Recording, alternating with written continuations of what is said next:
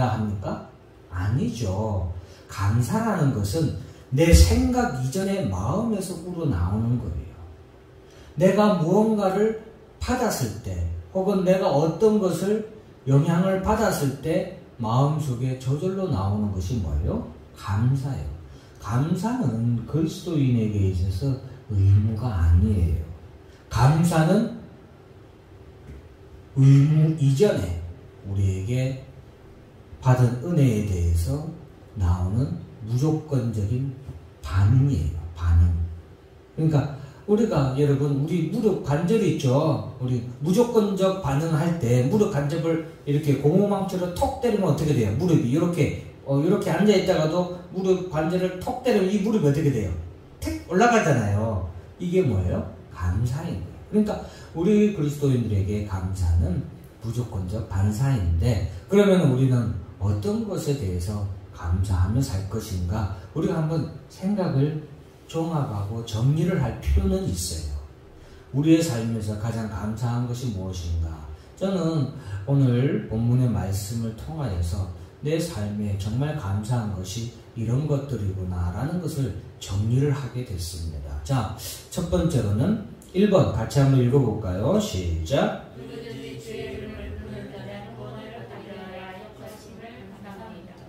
2번 시작. 예수가 주와 그리스도 되게 하심을 감사합니다. 3번 예수의 부활하심을 감사합니다. 4번 성령 주심을 감사합니다. 아멘.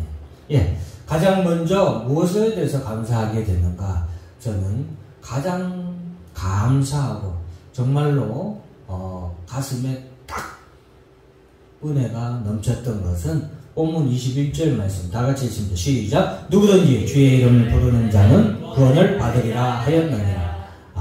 베드로가 이 말씀을 그 앞에 있는 수천 명의 청중들을 향하여서, 물론 수만 명이 된지도 모르겠습니다. 어쨌든 그날에 믿는 자가 3천 명이나 더했다 했으니까 최소한 안 믿는 사람들이 더 많았을 거 아니에요, 확률적으로. 그러니까 수만 명이 됐을 수도 있습니다.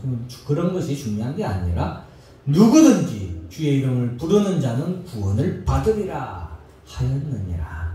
이 말씀이 저는 들을 때에 가장 감사했습니다.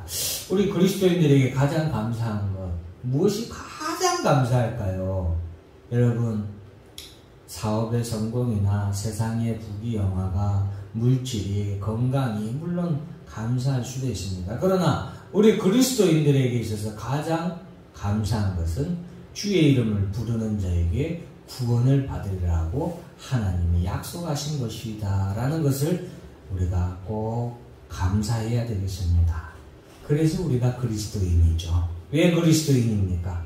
예수 그리스도를 믿음으로 말미암아 구원을 얻은 성도이기에, 그것이 늘 감사하기에 우리는 이렇게 주일날 교회에 나와서 감사로 예배를 드리고 찬송을 하는 것이죠.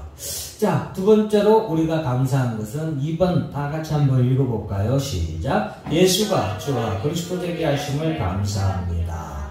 본문 22절 말씀 같이 한번 읽어봅니다. 시작. 이스라엘 사람들아, 네 말을 들어라.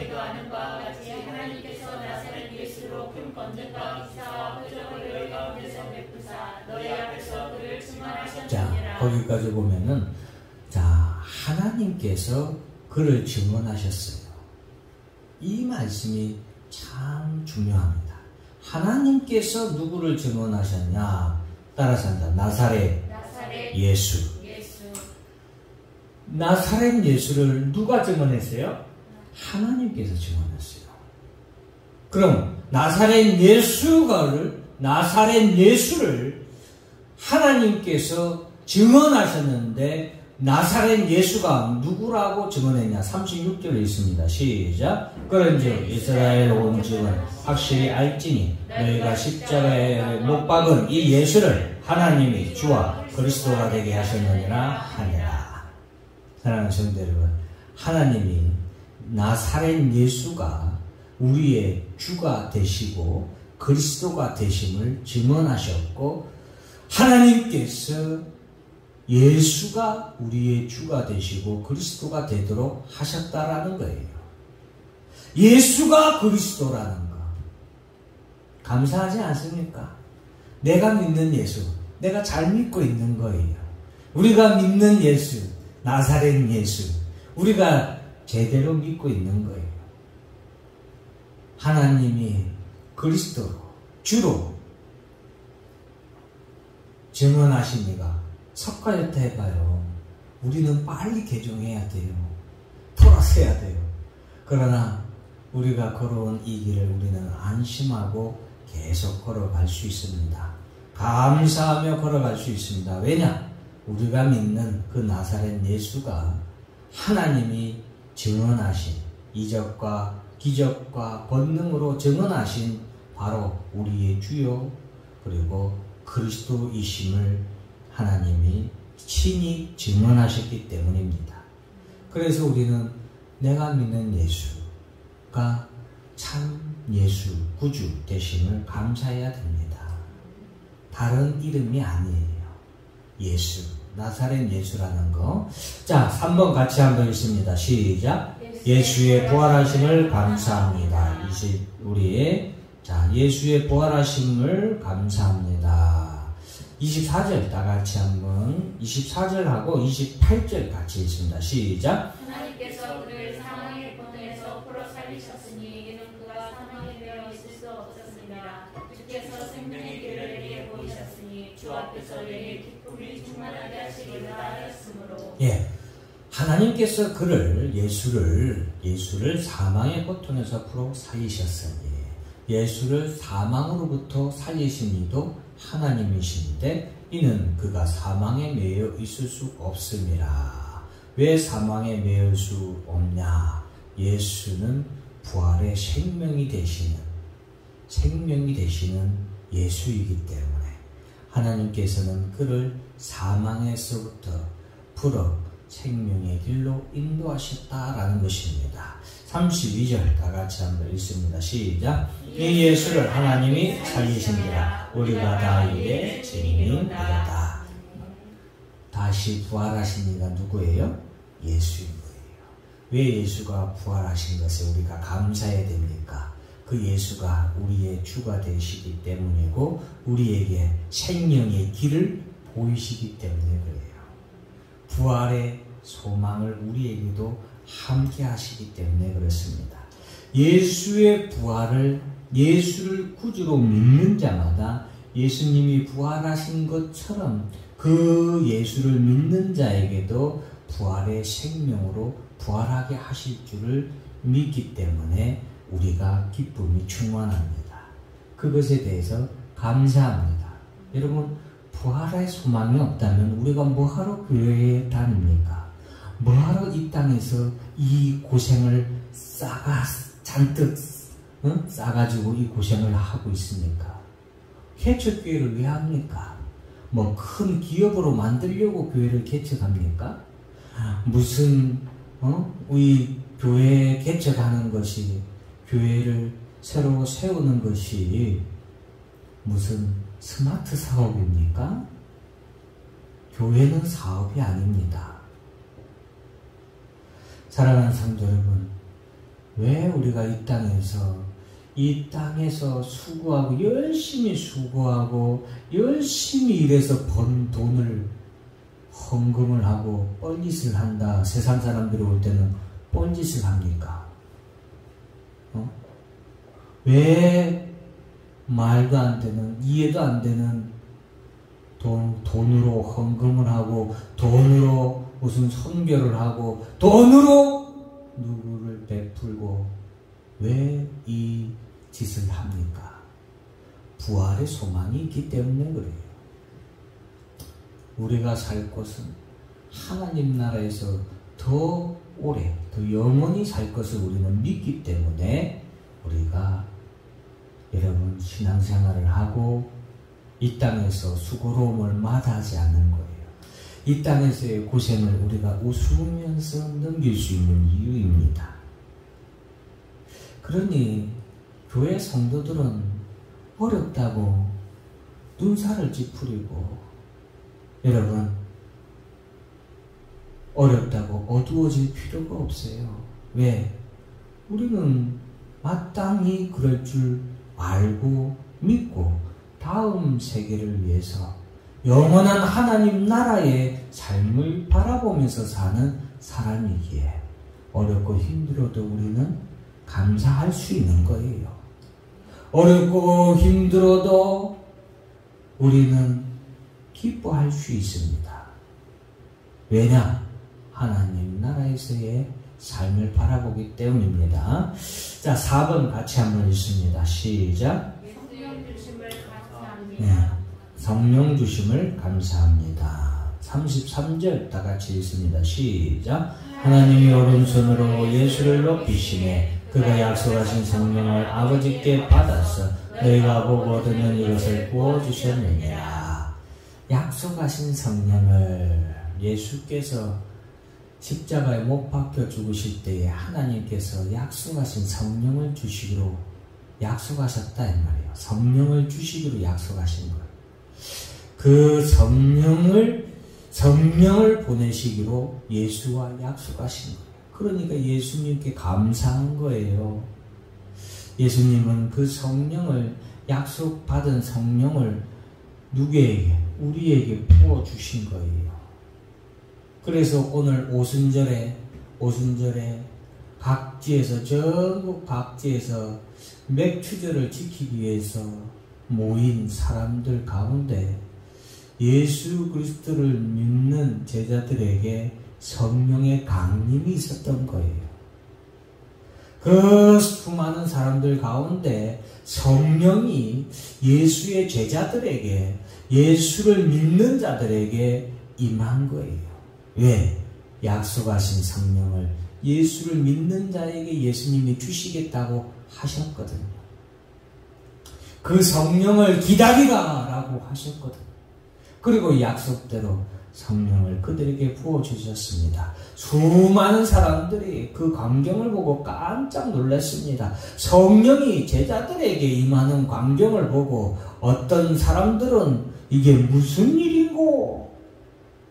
왜? 제자들이 갑자기 전 세계 나라 말로 방언을 다 하기 때문에 놀란 거예요. 그리고 어떤 사람은 저들이 술 취했다 라고 하는 사건이 일어난 거예요.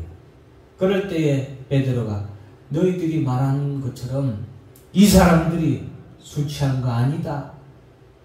이 사람들은 성령을 받은 것이다 라고 하면서 어떻게 성령을 받게 되었는지에 대해서 오늘 베드로가 설교하는 거예요. 이 오순절에, 이 맥주절에 어떻게 해서 성령이 임하게 되었는가에 대해서 베드로가 설교하는 거죠. 38절 다 같이 한번 읽습니다. 시작. 베드로가 이르되 너희가 회개하여 각각 예수 그리스도의 이름으로 세례를 받고 주사함을 받아라. 그리하면 성령의 선물을 받으리니. 예, 회개. 저는 맥주 감사절 준비하면서 회개도 참 감사하다. 내가 회개할 수 있는 것. 이게 뭐예요? 성령의 선물이에요. 회개도 여러분 구원에 이르는 회개가 있다고 했어요. 분명하게 성경은 말하고 있어요. 제가 전에도 한번 언급을 했죠. 바로 베드로의 회개는 어떤 회개? 구원에 이르는 회개. 그러나 가룟 유다의 뉘우침은, 그건 회개라고 제가 표현을 안 하죠. 그건 그냥 뉘우치는 거예요. 그 뉘우침은 구원에 이르는 회개가 아니올시다. 그래서 구원에 이르는 회개는 누구의 역사로? 성령의 역사로 구원에 이르는 회개가 일어나는 것입니다. 죄사함도 감사해요. 여러분, 내가 누군가에게 큰 죄를 지었어. 그런데 내가 잘못했습니다. 정말로 진심으로 잘못했습니다 했을 때 그 사람이 내게 괜찮아, 내가 용서해 줄게. 얼마나 감사해요. 그때 여러분, 내가 이 사람이 나한테 내가 죄송합니다, 내 죄를 용서해 주세요 했는데 이 사람이 나한테 괜찮아, 죄를 용서해 주고 내 죄에 대해서 말했을 때 내가 이 사람한테 감사해야지 하고 감사합니까? 아니죠. 괜찮아. 내가 용서해 줄게. 이런 말들을 들은 그 순간에 우리의 마음은 뭐예요? 감사가 넘치죠. 사실은. 그러므로 내가 정말 죄인이고 내가 정말 내 죄에 대해서 내가 누구에게 죄를 지었어요? 여러분, 우리가 누구에게 죄를 지었어요? 하나님께 죄를 지은 거예요. 내가 누구에게 죄를 지은가도 중요해요. 그것을 알아야 돼요. 하나님께 죄를 지었음을 우리는 알고 그것에 대해서 하나님 앞에 나아가 죄에 대해서 용서를 구해야 되는 거예요. 하나님 앞에 나아가 죄 용서함을 구했을 때 하나님께로부터 죄사함을 받은 것. 그것도 뭐예요? 감사한 거죠.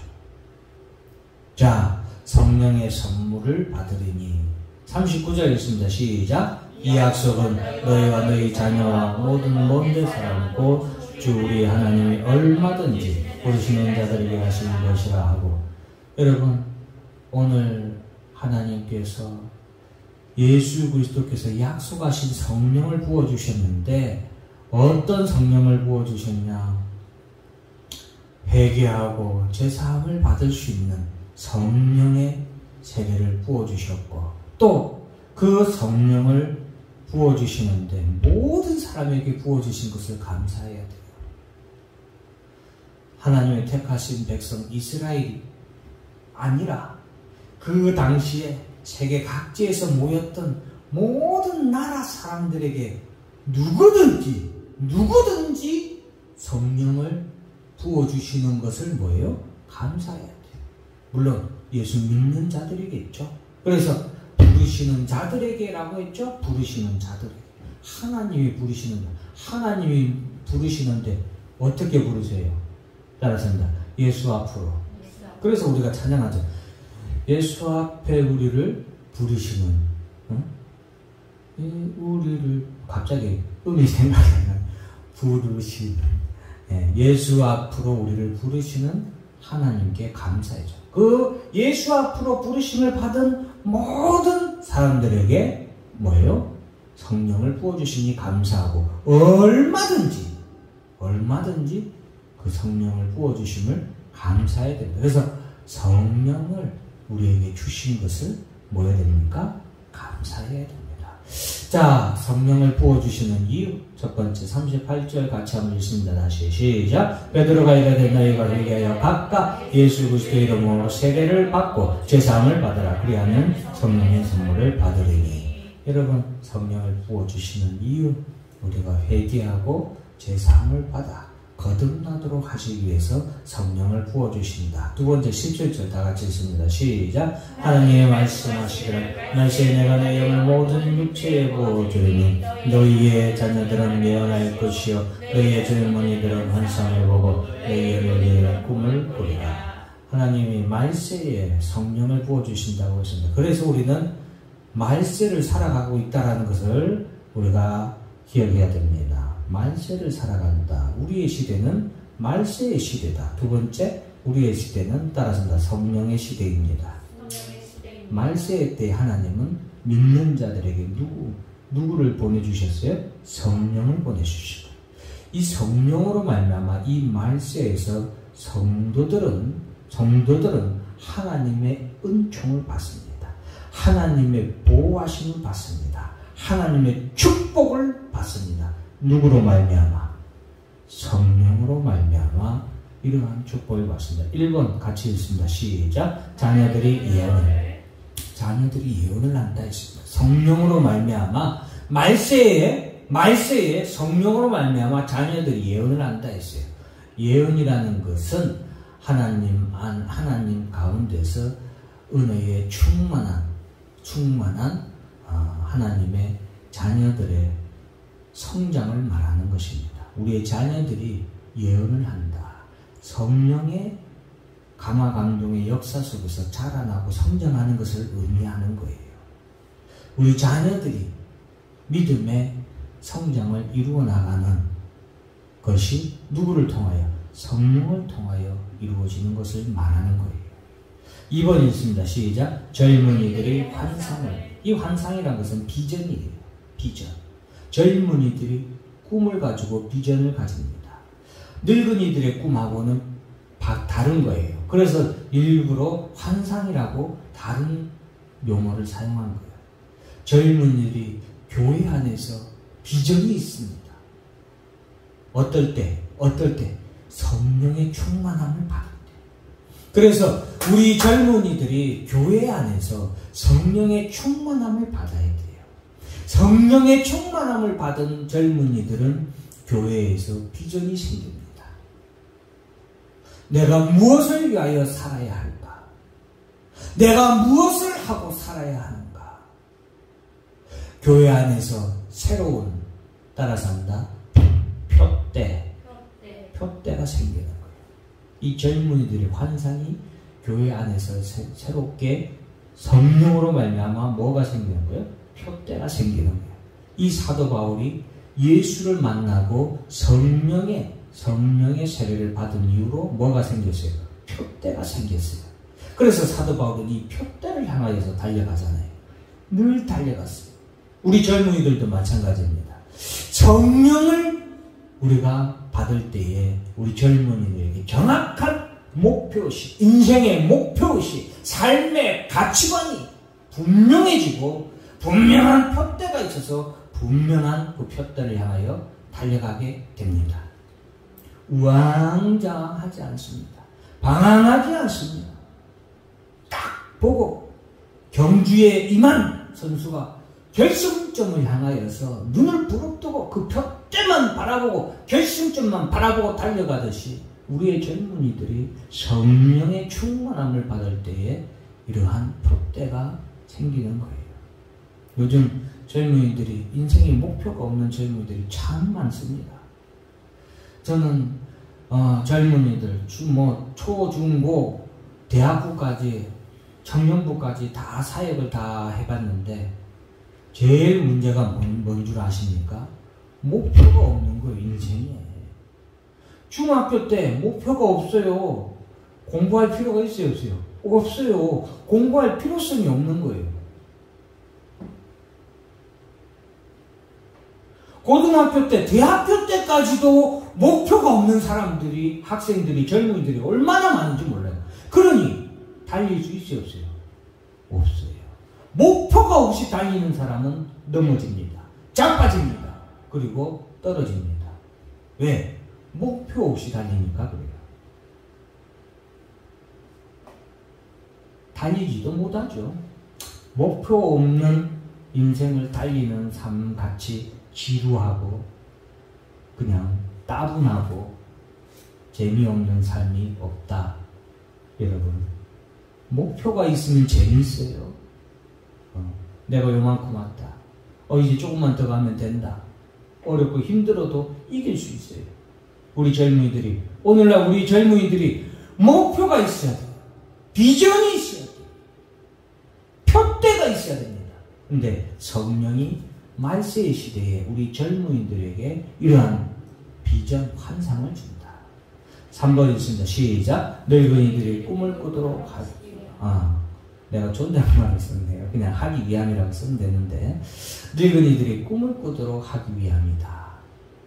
여러분, 여기서 늙은이들이라는 것은 원문으로 보면 이제 장로들이라고 할 수 있는데, 저는 굳이 꼭 장로들에 국한할 필요가 없다고 생각합니다. 늙은이들, 나이 들어도 교회에서 꿈이 있어요. 꿈이 있다. 자, 여러분, 이 세상 사람들에게 있어서는, 이 세상 사람들은 나이 들면 꿈이 많아질까요? 아니면 꿈이 적어질까요? 저는 모르겠어요. 아직 그 정도로 나이는 안 들어봤어요. 그러나 분명한 것은 그리스도 예수 안에 있는 자마다 늙으면 늙을수록 꿈이 더 빛나고 더 찬란하고 더 확실해진다라는 것입니다. 여러분, 늙을수록 저는 항상 제가 늙었을 때가 어떻게 될까? 나는 마지막 숨을 거둘 때에 어떤 마음으로 어떤 모습으로 숨을 거둘까 늘 궁금해요. 빨리 죽어보고 싶기도 해요. 왜? 내가 믿는 모든 것이 그대로 이루어졌을 때 얼마나 그냥 기분이 째지겠습니까? 내가 믿는 예수가 나를 향하여서 두 손을 벌리고 사랑하는 낙현아 어서 와라 라고 그 모습을 보는 순간 얼마나 감동이 있겠습니까? 가슴이 벅차겠습니까? 내가 죽는 순간 하나님의 나라가 내 눈에서 펼쳐지면 얼마나 그 희열이, 그 기쁨이 충만하겠습니까? 그래서 가끔씩은 빨리 죽고 싶을 때가 있어요. 그런다고 여러분 오해하거나 착각하시면 안 돼요. 자살하면 안 돼요. 여러분, 내가 말씀드리고 싶은 것은 그리스도 예수 안에서 믿는 자들은 늙으면 늙을수록 꿈이 생긴다. 오늘날 교회에서도 마찬가지입니다. 사랑하는 성도 여러분, 교회 안에서 우리 늙으신 분들, 교회 안에서 권사님들, 교회 안에서 장로님들, 교회에서 꿈이 더 커지시고 꿈이 더 빛나시는 여러분들이 되기를 주의 이름으로 축원합니다. 교회에 권사가 꿈이 있어야 돼요. 교회에 장로가 꿈이 있어야 돼요. 나는 이제 신앙생활 이렇게 했으니까 이제 조용히 죽을 날만 기다리며 사는 그런 꿈 없는 장로, 꿈 없는 권사, 그런 꿈 없는 노인이 되지 마시기 바랍니다. 나이 들수록 예수 안에서 더 꿈을 꾸세요. 성령은 우리에게 꿈을 꾸도록 합니다. 내가 뭐 꿈을 가져야지 이게 아니에요. 성령의 충만함을 받으면 우리 교회 안에서 나이 든 노인들이 꿈을 꾼다라는 거예요. 늙었어도 내가 찬양대에 서야지. 늙었어도 내가 전도를 해야지. 늙었어도 내가 주의 몸 된 교회에 뭐 주차 봉사를 해야지. 신방을 해야지. 꿈을 꿉니다. 사도 바울이 주님의 나라에서 받을 멸류관을 바라보고 나의 마지막 달려갈 길을 바라본다. 사도 바울도 마지막까지 꿈을 꾸면서 그날을 바라보고 달려갔습니다. 사랑하는 성도 여러분, 우리는 말세의 시대에 살아가고 있지만 분명히 우리에게는 더 큰 은혜의 시대를 살아가고 있습니다.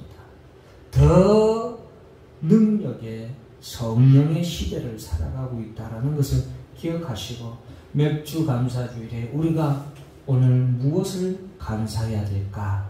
우리가 감사하는 이유 1번부터 4번까지 다시 한 번 더 기억하면서 빠르게 한번 읽도록 하겠습니다. 시작. 누구든지 주의 이름을 부르는 자는 구원을 받으리라 약속하심을 감사합니다. 우리가 주와 그리스도 되게 하심을 감사합니다.